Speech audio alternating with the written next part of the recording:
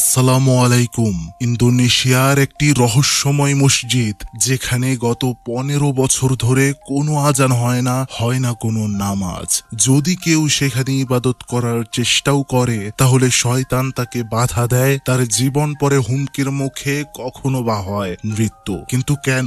শুধু তাই নয়, এই মসজিদের জায়গার মালিক যে ছিল, সে সহ তার পরিবারে নেমে এসেছিল এক ভয়ঙ্কর অন্ধকারের ছায়া। পরিশেষে পরিবারটির সকলকেই খুব ভয়ঙ্কর ভাবে মরতে হয়েছিল। এসবের কারণ কি হতে পারে? এই মসজিদটি বা কেন এতটা অভিশপ্ত হলো, তাই জানতে পারবেন আজকের এই ভিডিওতে। আজ আপনাদের নিয়ে যাব এমন এক গল্পে, যেখানে রয়েছে কালো জাদু, লোভ, পদে পদে রহস্য এবং ভয়ের ছায়া। তাই সাহসী হলেই ভিডিওটি কন্টিনিউ করুন। তো চলুন বন্ধুরা, চলে যাওয়া ঘটনার শুরু। তখন শেষ রাত। একটি বাড়িতে আমরা দেখতে পাই একজন বৃদ্ধ লোক অজু করে ফজরের নামাজ আদায় করছে। তার নাম আমিরুল্লাহ। পাশের রুমে একটা বৃদ্ধ মহিলাকেও দেখতে পাই আমরা। এটি আমিরুল্লাহর স্ত্রী, তবে সে প্যারালাইজড, নড়াচড়া করতে পারে না। আমরা দেখতে পাচ্ছিলাম সেই ঘরের জানালা দিয়ে হঠাৎ করে খুব তীব্র বাতাস বইছিল। যদিও সেই মহিলাটি প্যারালাইজড ছিল, তবু তার মুখে আমরা ভয়ের ছাপ দেখতে পাচ্ছিলাম। সকাল হয়, আমরা মসজিদের পাশে আমিরুল্লাহকে দেখতে পাই। সে তসবিহ জপছিল, আর এটা হচ্ছে তার ছেলে, যার নাম হামজা। এছাড়াও তার আরো 2টা ছেলে আছে, যাদের নাম আরমান, অন্যজনের নাম নাটা। বলে রাখা ভালো, আমিরুল্লাহ এই এলাকার অনেক বড় লোকের মধ্যে একজন। যেখানে হামজা তার বাবার কাছে যাওয়ার পর আমিরুল্লাহ তাকে বলে সে মারা যাওয়ার আগে এই মসজিদের জায়গা সহ আরো কিছু জায়গা ওয়াকফ করে দেবে, অর্থাৎ দান করে দিতে চায়। এবং সে মারা যাওয়ার পর যেন হামজা এই মসজিদ সহ সবকিছুর দেখাশোনা করে, এটা সে চায়। সেখানে হামজা তার বাবাকে কথা দেয় আর বলে, আমি অবশ্যই তোমার করা ওসিয়ত পালন করার চেষ্টা করব। এদিকে আমরা দেখতে পারি আমিরুল্লাহর দ্বিতীয় সন্তান নাটার ওয়াইফ এবং তার মেয়ে ডেলিয়াকে, যেখানে তারা নাটার মাকে কাপড় পাল্টে দিচ্ছিল। আমরা দেখতে পাচ্ছিলাম এতে খুবই বিরক্ত ছিল সে, সেটা তার ফেস দেখেই বোঝা যাচ্ছিল। এখানে বলে রাখা ভালো, নাটা তার স্ত্রী আর মেয়ে এবং তার মাকে নিয়ে আলাদা থাকে, এবং অন্যদিকে আমিরুল্লাহ তার বড় ছেলে হামজা এবং তার পরিবার একসাথে থাকে। এদিকে নাটা রাতে বাড়িতে ফেরার পর তার বউ তাকে অনেক কথা শোনাচ্ছিল। নাটা এখন পর্যন্ত কোনো কর্ম করে না, যার কারণে তাদের সংসারে অনেক অভাব ছিল। সে কোনো কাজও খোঁজে না, যে কারণে তার বউ তাকে অনেক অনেক অপমান করছিল আর টাকা এনে দিতে বলছিল। সকাল হলে সে দৌড়ে তার ভাই হামজার কাছে যায় আর তার ভাইকে বলে, আমি আমার পরিবার নিয়ে চলতে পারছি না, আমাকে কিছু পয়সা ধার দাও, আমি তোমাকে পরে কিন্তু এটা দিয়ে দেব। এদিকে হামজা জানতো যে নাটা কোনো টাকাই পরিশোধ করতে পারবে না, কারণ সে তো কোনো কাজই করে না, টাকা পরিশোধ করবে কিভাবে? তাও যেহেতু সমস্যায় আছে, সে তো তার বড় ভাই, তাই নাটাকে সে কিছু টাকা দিয়ে দেয়। এদিকে আমরা দেখতে পাচ্ছিলাম অলরেডি মসজিদের জন্য কিছু সম্পত্তি আমিরুল্লাহ দান করার জন্য সেগুলোর কাগজপত্র রেডি করে ফেলেছিল। তো সেই কাগজগুলো সে যখন ড্রয়ারে রাখতে যাবে, তখনই তাদের হাজব্যান্ড ওয়াইফের ছবিটা নিচে পড়ে ভেঙে যায়। হয়তো এটা কোনো বাজে কিছুর ইঙ্গিত ছিল। যাই হোক, আমরা দেখতে পাই হামজার কাছ থেকে টাকাগুলো নিয়ে নাটা তার বউকে গিয়ে দেয়, কিন্তু তার বউ এতে একদমই খুশি ছিল না। এই টাকা দিয়ে তার হবে না, তার আরো টাকার প্রয়োজন। যদিও এই টাকাগুলো দিয়ে অনেক দিন চলে যেত তাদের। এদিকে আমরা দেখতে পাই হামজা এবং আরেকটা বৃদ্ধ লোক খাওয়া দাওয়া করছিল। এই বৃদ্ধ লোকটির পরিচয় হলো, এই লোকটি খুবই গরিব মানুষ, থাকার কোনো জায়গা ছিল না, তাই আমিরুল্লাহ তাকে মসজিদের খাদেম হিসেবে নিয়োগ করেছে এবং তাকে থাকতে দিয়েছে। তারপর আমরা দেখতে পাই আমিরুল্লাহর একদম ছোট ছেলে আরমানকে, সে গিয়েছিল নাটার বাড়িতে দেখা করার জন্য তার সাথে। ঘর থেকে নাটার স্ত্রী বেরিয়ে আসলে সে বলে, তোমার বড় ভাই তো ঘুমাচ্ছে। এটা বলে নাটার স্ত্রী তাকে বাড়িতে ঢুকতে বলে, কিন্তু আরমান জানায় সে এখন আসতে পারবে না, কারণ ওয়াকফের জায়গা নিয়ে কিছু কাজ করতে হবে তাকে, তার বাবা আমিরুল্লাহ আদেশ করেছে। এটা বলে সে সেখান থেকে চলে যাওয়ার পর আমরা দেখতে পাই এই বিষয়টা মোটেও ভালো লাগেনি নাটার বউয়ের কাছে, এবং তার শয়তানি চোখ পড়ে সেই দান হওয়া ওয়াকফের সম্পত্তির উপরে। সে নানাভাবে নাটাকে সেই সম্পত্তির জন্য চাপ দিতে শুরু করে। সে বলতে থাকে সেই সম্পত্তি তারা পাওয়ার অধিকার রাখে, কারণ তারা এখনো কিছু করতে পারে না, এখনো অনেক গরিব। এখন নাটা যেহেতু বেকার, সে জীবনে এখনো কিছুই করতে পারেনি, আবার তাকে বউ শান্তিতেও থাকতে দেয় না, তাই সে তার বউয়ের কথায় রাজি হয়। আর এসব কথা সে সেই মসজিদের খাদেমের কাছে তুলে ধরে যে এই জমি পাওয়ার অধিকার আমি রাখি, এটা ওয়াকফে দিতে হবে কেন।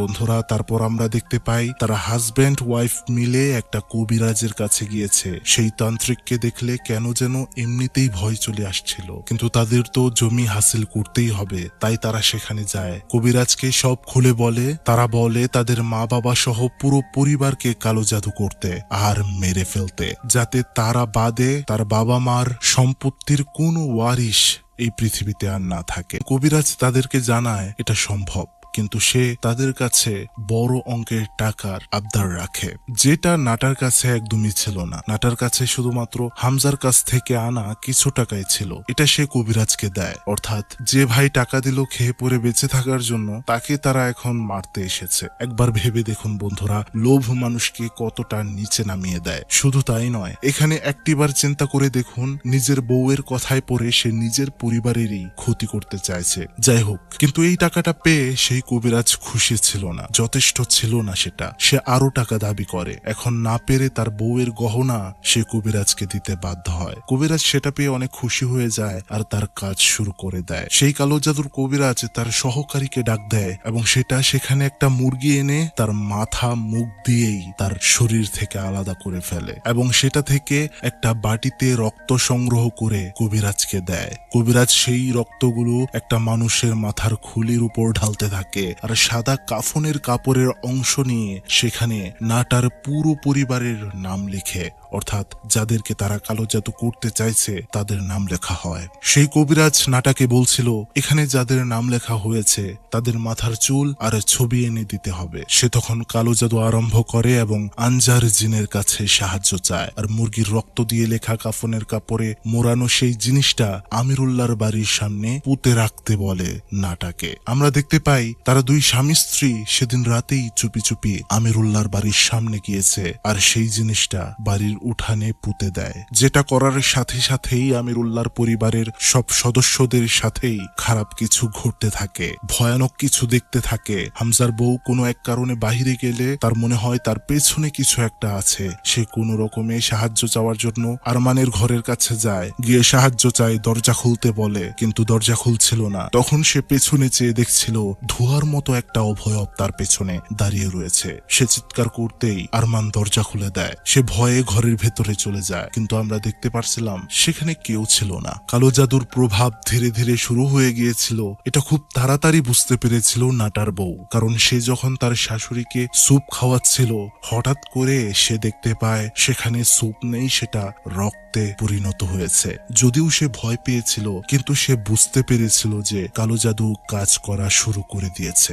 সেখানে তখন নাটা আসে আর তার প্যারালাইজড মা সেখানে কিছু একটা দেখে যেন ঘন্টা নাড়াচ্ছিল, কিন্তু তারা সেখানে কাউকেই দেখতে পাচ্ছিল না। সেদিন রাতে আমরা দেখতে পাই নাটা আবারও সেই কবিরাজের কাছে যায় এবং সেখানে গিয়ে সে আমিরুল্লাহর পরিবারের ছবি আর চুল সংগ্রহ করে কবিরাজকে দেয়। কবিরাজ তখন তাকে বলে, আজকে কালো জাদুর দ্বিতীয় ধাপ শুরু হবে এবং এটা করলে আগামী 4 দিনের মধ্যে তোমার সম্পূর্ণ পরিবার শেষ হয়ে যাবে, কথা দিলাম। এটা বলে সে কালো জাদু করতে শুরু করে। ছবিগুলোর পেছনে রক্ত দিয়ে লিখতে থাকে মন্ত্র এবং একটা পাত্রের মধ্যে কালো জাদুর জিনিসগুলো রেখে সেটা নাটাকে দেয়। সে যেন সেই ওয়াকফকৃত অর্থাৎ দান করে দেওয়া জমিতে পুঁতে দিয়ে আসে এবং সে সেই রাতে সেটাই করে। সেই ওয়াকফের জমিতে গিয়ে সেটা পুঁতে দেয়। আর এদিকে ওই কবিরাজ তার সহকারীকে নিয়ে কবরস্থানে চলে যায়। কিছুদিন আগেই কবর দেওয়া হয়েছে এমন একটি লাশ কবর খুঁড়ে সেটা বের করে কালো জাদু করা শুরু করে।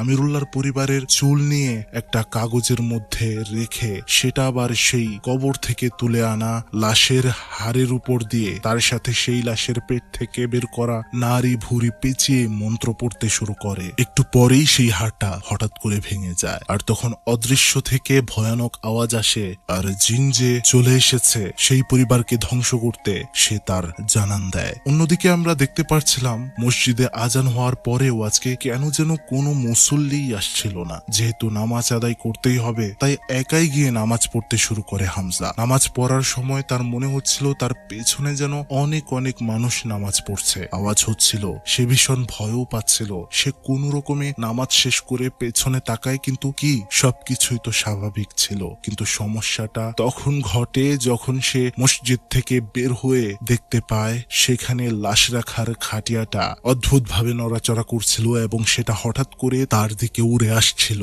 যেটা দেখে সে সেখান থেকে দৌড়ে বাড়িতে চলে আসে আর ঘরের মধ্যে এসে এক গ্লাস পানি খায়। সে খুবই ভয় পেয়ে যায়। আমরা দেখতে পারি তার বউ তাকে জিজ্ঞেস করছিল যে তোমার কি হয়েছে, কিন্তু সে কিছুই বলছিল না। ওদিকে নিজের ঘরেই নামাজ পড়ছিল আমিরুল্লাহ, আর তার ঘরের সামনে আমরা একটা ছায়া মূর্তিকে লক্ষ্য করি। সে যখন সালাম ফিরিয়ে নামাজ শেষ করে তখনই তার সামনে একটা মরা কাক এসে কোথা থেকে যেন পড়ে যায়। কিন্তু এটা কিভাবে পসিবল? সে খুবই ভয় পেয়ে যায়। তখনই সেই ঘরে আনজার জিন প্রবেশ করে। সে দেখতে পাচ্ছিল সেটা ধীরে ধীরে তার কাছে এগিয়ে যায় আর পরিশেষে তার ভেতরে ঢুকেই যায়। আর তারপর খুব বিভৎস ভাবে আমিরুল্লাহর চোখ উপড়ে ফেলে, ভেতর থেকে শেষ করে দেয় আমিরুল্লাহকে। এদিকে ফজরের নামাজ পড়ে হামজা এবং তার পরিবার ঘুমিয়ে পড়েছিল। কিছুক্ষণ পর যখন ঘুম ভাঙে, হামজার বউ উঠে দেখে তার শ্বশুর আমিরুল্লাহ খুব ভয়ঙ্কর ভাবে মরে পড়ে রয়েছে। এটা দেখেই সে এক চিৎকার দেয়। সেখানে দৌড়ে আসে হামজা, আসে আরমান। তারা দেখেও খুব চিৎকার করছিল, কারণ তাদের বাবাকে তারা খুবই সম্মান করত, খুবই ভালোবাসত। আর সে আজ এত বিভৎস ভাবে মারা গিয়েছে। কিন্তু কিভাবে? তারা ভয়ও পাচ্ছিল। ওইদিকে আমরা দেখতে পাচ্ছিলাম নাটা আর তার বউ খাবার খাচ্ছে। তারা এই বিষয়টাতে খুবই খুশি ছিল, কারণ তাদের পরিকল্পনা মাফিক সব কাজেই হচ্ছিল। তারপর আমরা দেখতে পাই হামজা আরমান তারা মানসিক ভাবে খুবই বিপর্যয় হয়ে পড়েছিল তাদের বাবা মারা যাওয়াতে। আর এই ঘটনার কিছুদিন পর থেকেই হামজার সাথে ভয়ানক ভয়ানক সব ঘটনা ঘটতে শুরু করে। যেমন সে যখন খেতে যায় প্রথম তো কোনো সমস্যা হয় না, কিন্তু দ্বিতীয় লোকমা খাবার মুখে দিতেই প্লেটের মধ্যে সে চেয়ে দেখে সেখানে খাবার নেই, সেখানে রয়েছে অনেক অনেক কিরে এবং পোকামাকড়ে ভর্তি। সে কোনো রকমে মুখ পরিষ্কার করে। ঠিক তখনই তার বাবা তার নাম ধরে পাশের রুম থেকে ডাকতে শুরু করে, হামজা হামজা। সে অবাক হয়ে যায়, কারণ এটা কিভাবে সম্ভব? তার বাবা তো মারা গিয়েছে। সে ভয়ে ভয়ে সেই রুমটার দিকে এগিয়ে যায়। রুম খুলে সে দেখতে পায় তার বাবা হুইল চেয়ারে বসে রয়েছে, ওইদিকে ফিরে রয়েছে। সে যখন একটু সামনে যায় তখনই সেটা তার মাথা 360 ডিগ্রি ঘুরিয়ে ফেলে। এটা দেখে সেখানে প্রচন্ড ভয় পেয়ে যায় হামজা। আয়াতুল কুরসি পড়তে থাকে। আয়াতুল কুরসি পড়ার কারণে সব আবার স্বাভাবিক হয়ে যায়, কিন্তু তার মনে তো ভয় ঢুকে গিয়েছে। সে দৌড়ে চলে আসে ঘরের বাইরে যেতে, কিন্তু দরজাটা তখন লেগে আছে, খুলছিল না। তখনই সেখানে তার বাবার রূপে আবারও সেই জিন হাজির হয় আর বলে, আমি তোমাকেও আমার সাথে নিয়ে যেতে এসেছি। সে বলে, তুই আমার বাবা না, তুই শয়তান, চলে যা। সেটা যাচ্ছিল না। তখনই সে আউযুবিল্লাহি মিনাশ শাইতানির রাজিম এটা পড়ে দরজা টান দিতেই দরজা খুলে যায়। সেখানে তার বউ চলে আসে। পরিস্থিতি স্বাভাবিক হয়ে যায়। এর পরের দিন আমরা দেখতে পাই ভোরবেলা হামজার বউ উঠে কাপড় ধোয়ার জন্য ওয়াশরুমে যায়। সে রান্নাঘরে পানি গরম করতে দিয়েছিল। আমরা দেখতে পাই ঘুমে থাকা হামজার উপর সেই ভয়ানক জিনটা বশ করে ফেলে। সে নিজের অজান্তেই রান্নাঘরে হাঁটতে শুরু করে এবং সেখানে গিয়ে ফুটন্ত গরম পানির পাতিলটা হাতে নেয়। সেই মুহূর্তে সেখানে চলে আসে তার বউ, কিন্তু ততক্ষণে অনেক দেরি হয়ে গিয়েছে। সে ফুটন্ত পানিগুলো তার শরীরের উপর ঢেলে দেয় আর এতে তার বিভৎস ভাবে মৃত্যু হয়ে যায়। তার বউ সেখানে দেখেই যাচ্ছিল, কিছুই করার ছিল না। 2 দিনে পরিবারের 2 সদস্যকে হারিয়ে হামজার বউ আর তার ভাই আরমান খুবই মানসিকভাবে ভেঙে পড়েছিল। আরমান সেখানে বলছিল বাবা আর ভাইয়ের মৃত্যুটা একদমই স্বাভাবিক ছিল না। সেখানে হামজার বউ বলছিল, আমাদেরকে কেউ সাহায্য করতে পারবে কি? আমার মনে হয় আমাদের উপর কোনো নজর পড়েছে। আরমান সেখানে জানায়, আমাদের উপর থেকে বিপদ সরাতে হলে আমাদের ধর্মীয় শিক্ষক আবুয়া হুজুরের কাছে আশ্রয় নিতে হবে। একমাত্র উনিই পারে আমাদেরকে এই বিপদ থেকে রক্ষা করতে। তখন আমরা দেখতে পারি আরমান আর হামজার বউ তার ছেলে ফারহান সেই হুজুরের কাছে সাহায্য চাওয়ার জন্য রওনা দেয়। সেখানে যাওয়ার পর তারা ফারহানকে হুজুরের কাছে রেখে দেয়। সেই হুজুর তাদেরকে আশ্বস্ত করে তাদেরকে সাহায্য করবে। তারা তখন সেখানে হুজুরের কাছে ফারহান এবং ফারহানের দাদার লিখে যাওয়া ওয়াকফের সেই দলিলটা হুজুরের কাছে রেখে দেয়। আর তারা বাড়িতে ফিরে কিছু জিনিসপত্র সেখান থেকে নিয়ে আসার জন্য। কিন্তু বন্ধুরা, তারা একেবারে না ফেরার দেশে চলে যায়, অর্থাৎ সেই জিন তাদের উপর অ্যাটাক করেও তাদেরকে শেষ করে দেয়।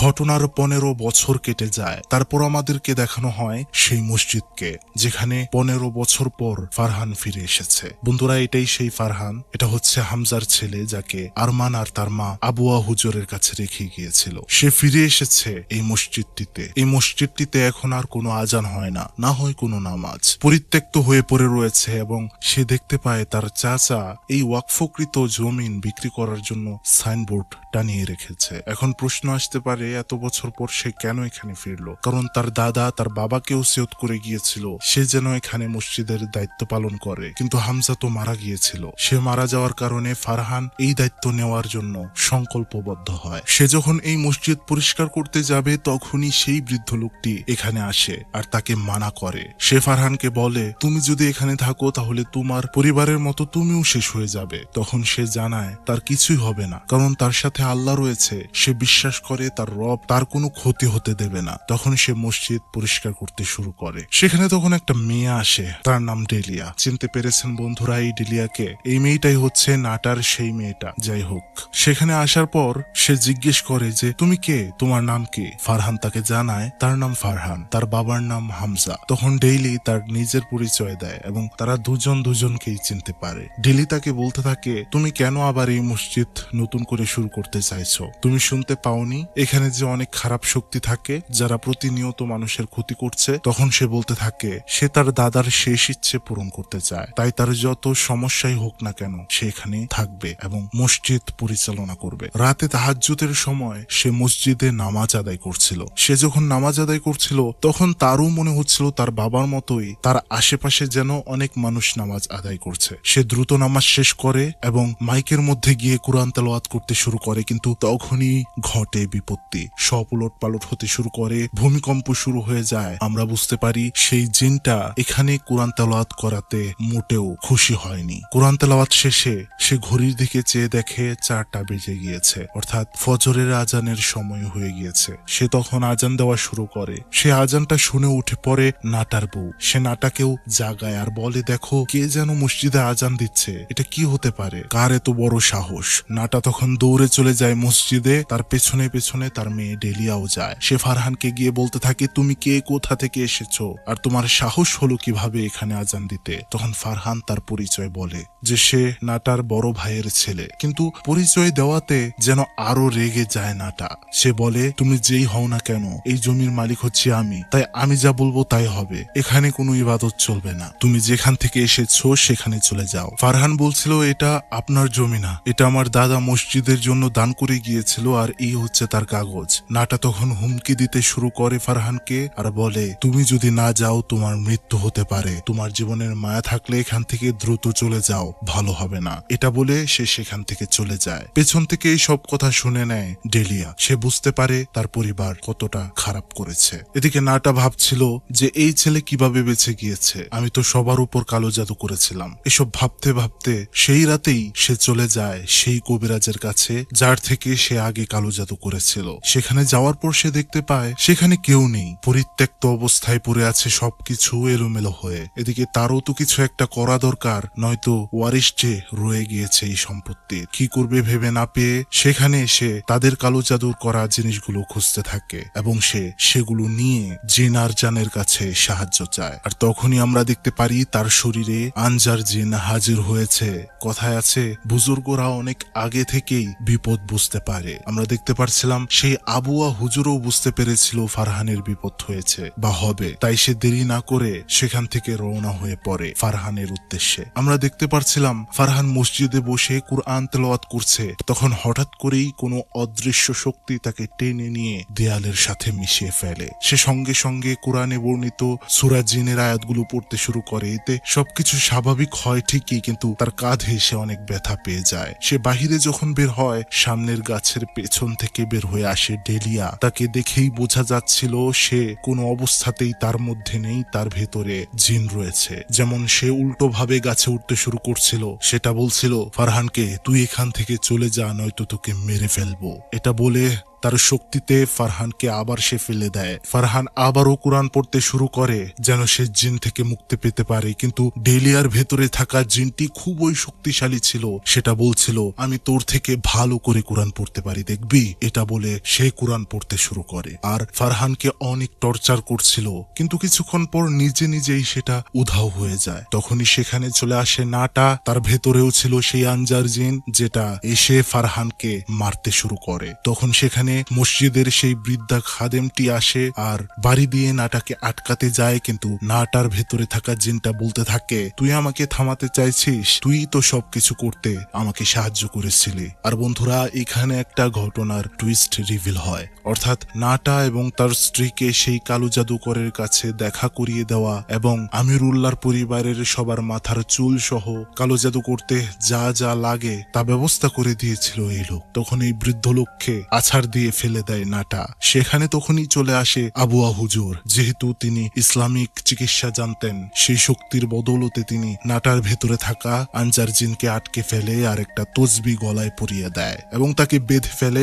মাথায় পবিত্র পানি ছিটিয়ে দিতে থাকে। এতে একটু শান্ত হয় নাটা। হুজুর সেখানে ফারহানকে বলতে থাকে, এখানে একটা কালো জাদুর কৌটো রাখা আছে মাটির নিচে, সেটা তুলতে হবে ফারহান, খুঁজো আর তুলো। ফারহান সেটা খুঁজে পেয়েও যায় এবং সেটা তোলার পর আবুয়া হুজুর এবং ফারহান মিলে সেটাকে ভেঙে ফেলে। এতে আমরা দেখতে পারি নাটার শরীর জ্বলছে, হলুদ হয়ে যাচ্ছে, অর্থাৎ সেই জিনটা নাটার শরীর থেকে বের হয়ে যায়, কিন্তু নাটা মারা যায়। ফারহান তখন সেই বৃদ্ধ লোকের কাছে যায়। সেই বৃদ্ধ তাদের কাছে মাপ চায় আর বলে সে আসলে লোভে পড়ে এমনটা করেছিল। সে তখন লোভের মোহে পড়ে বুঝতেই পারেনি কত বড় পাপ করছে সে, কারণ আমিরুল্লাহ তাকে বেঁচে থাকতে এখানে জায়গা দিয়েছিল, তাও সে বিশ্বাসঘাতকতা করেছে।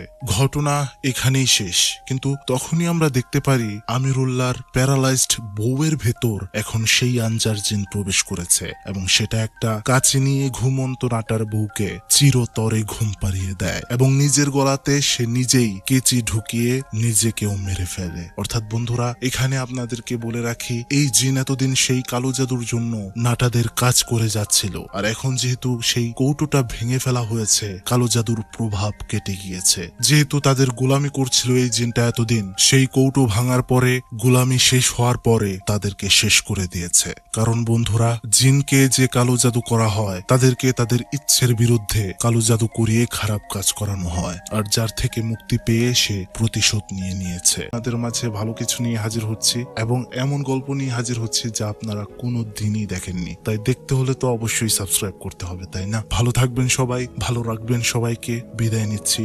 আল্লাহ হাফেজ। আসসালামু আলাইকুম।